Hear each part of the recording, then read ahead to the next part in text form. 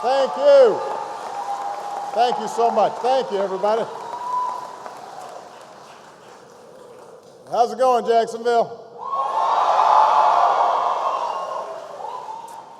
Let me begin by thanking Secretary Mavis for the introduction, for your service, Ray. I know we've got a lot of naval aviators here, and Ray is a former surface warfare officer, but don't hold that against him. Don't hold that against him now, because Ray Mavis is doing an outstanding job as Secretary of the Navy. I also want to thank all your outstanding local leaders for welcoming me here today, Admiral Tim Alexander, your CO, Captain Jack Scorby, and your Command Master Chief, Jeff Hudson, to Chris Scorby and all the spouses who are with us. You hold our military families together. We honor you, and we are grateful to you.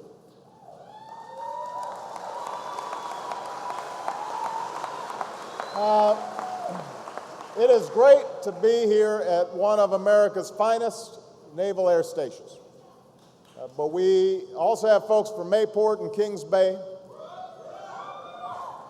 And we have every service represented, Navy, Army, Air Force, Coast Guard, and United States Marines from Blount Island.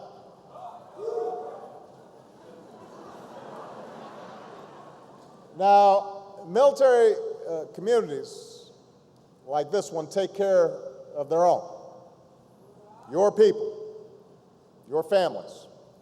But keeping you strong also takes the civilian community beyond the gate.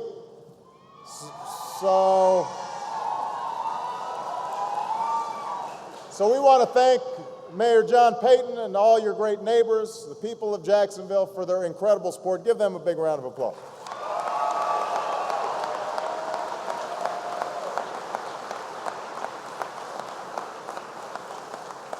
Keeping you strong also takes leaders in Congress, like those here today. Two great friends of yours, Representatives Ander Crenshaw and Corrine Brown, who are here. Give them a big round of applause right here. And a leader who fights for you as a member of the Armed Services Committee, Senator and Army veteran Bill Nelson, is in the House.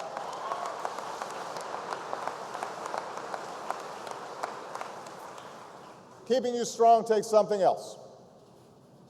A country that never forgets this simple truth. It's not the remarkable platforms that give the United States our military superiority, although you've got some pretty impressive aircraft here, I got to admit. It's not the sophisticated technologies that make us the most advanced in the world, although you do represent the future of naval aviation. No, we have the finest Navy and the finest military in the history of the world because we have the finest personnel in the world.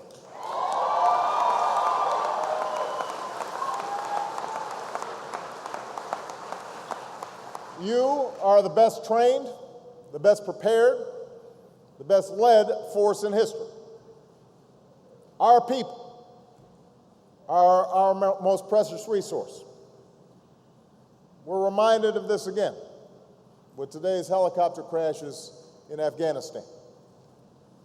14 Americans gave their lives, and our prayers are with these service members, their civilian colleagues, and the families who love them.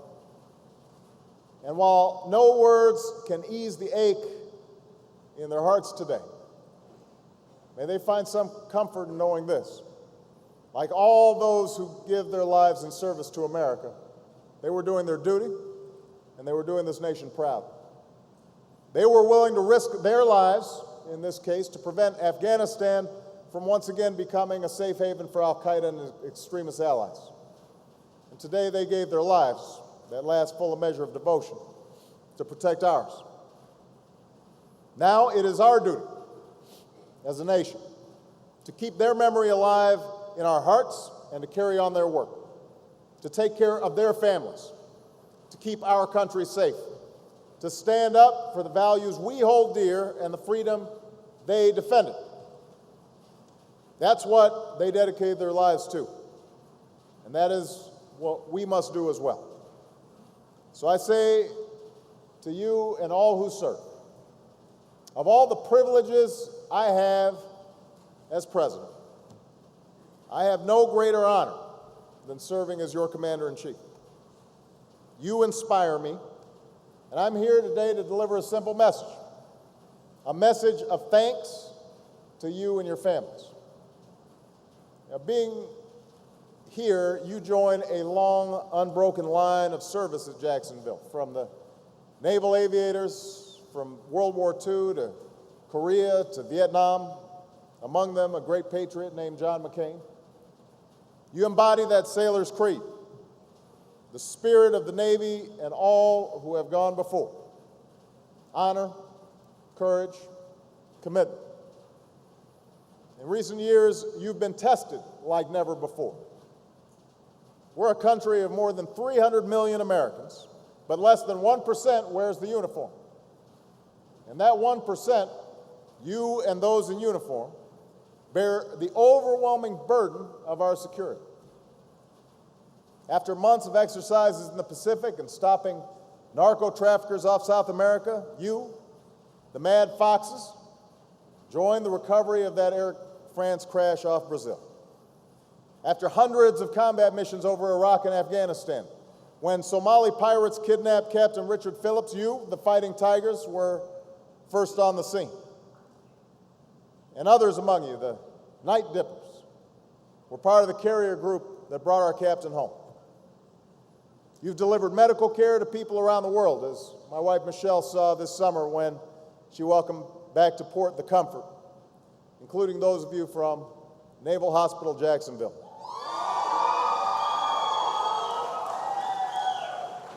And like thousands of sailors in today's Navy, you've gone ashore to meet the mission of our time, like the Desert Lions who served in Iraq. Today, we also send our thoughts and prayers to all the folks from Jacksonville on the front lines at this very moment. Pilots and air crews around the world, Navy corpsmen on the ground in Afghanistan, and those of you, the dusty dogs who will deploy next month to the Persian Gulf, you're going to make us proud. But there's no service without sacrifice. And though few Americans will ever truly understand the sacrifices that you and your family make, day in, day out, tour after tour, year after year, I want you to know this. Your dedication to duty is humbling. Your love of country is inspiring. The American people thank you for your service. We honor your sacrifices, and just as you have fulfilled your responsibilities to our nation, your nation will fulfill its responsibilities to you. That's the message I just offered to the inspiring Gold Star families I met with a few moments ago. Families who've made the ultimate sacrifice and whom we honor. And that's the message I bring to you and all our forces, families, and veterans around Jacksonville and across America. You've made the most profound commitment a person can make to dedicate your life to your country, and perhaps give your life for it. So as your Commander-in-Chief, here's the commitment I make to you. To make sure you can meet the missions we ask of you, we are increasing the defense budget, including spending on the Navy and Marine Corps. This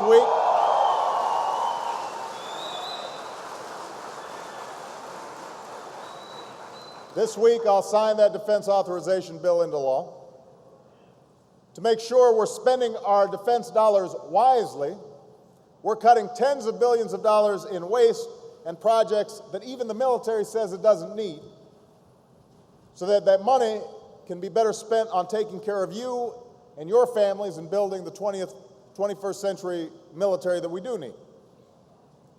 To make sure we have the right force structure, we've halted reductions in Navy personnel and increased the size of the Marine Corps.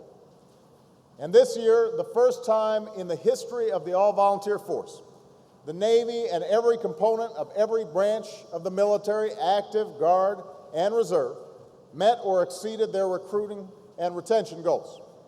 And yes, that's due in part to tough economic times, but I say it's also a testament to you and everyone who volunteers to serve.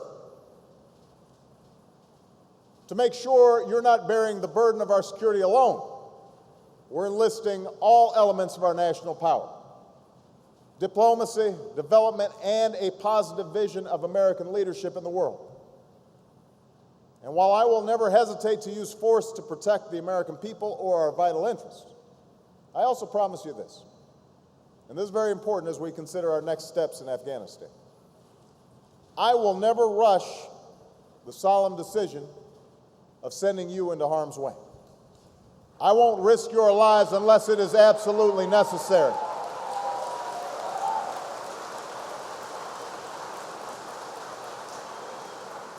And if it is necessary, we will back you up to the hilt, because you deserve the strategy, the clear mission, and the defined goals, as well as the equipment and support that you need to get the job done. We are not going to have a situation in which you are not fully supported back here at home. That is a promise that I will always make to you.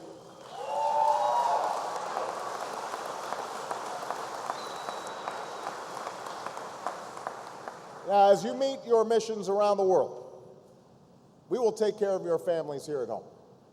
That's why Michelle's been visiting bases across the country. That's why the Recovery Act is funding projects like improvements to your hospital and a new child development center at Mayport. It's why we're increasing your pay, increasing child care, helping families deal with the stress and separation of war. And finally, we pledge to be there when you come home. We're improving care for our wounded warriors, especially those with post-traumatic stress and traumatic brain injuries.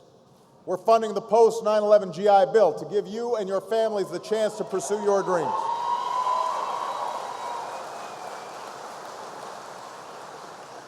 And we are making the biggest commitment to our veterans, the largest percentage increase in the VA budget, even when we've got very difficult times fiscally, in more than 30 years.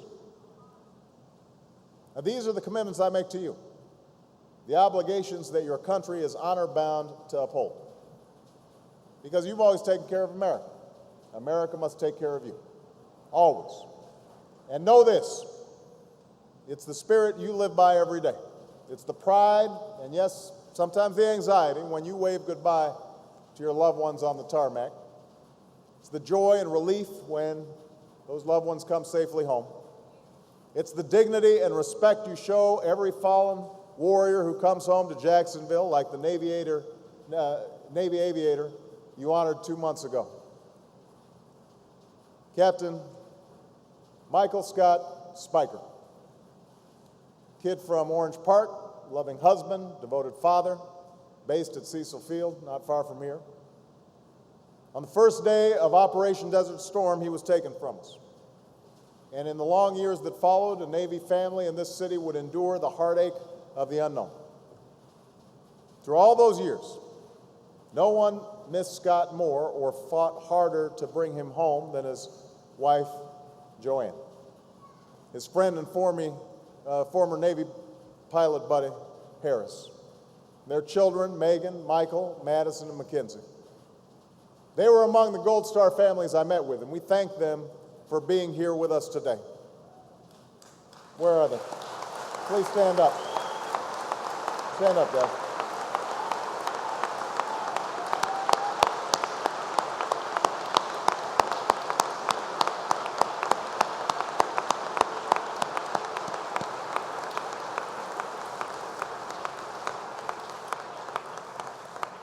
This summer, the news came, after 18 years, after all the dashed hopes, we found him.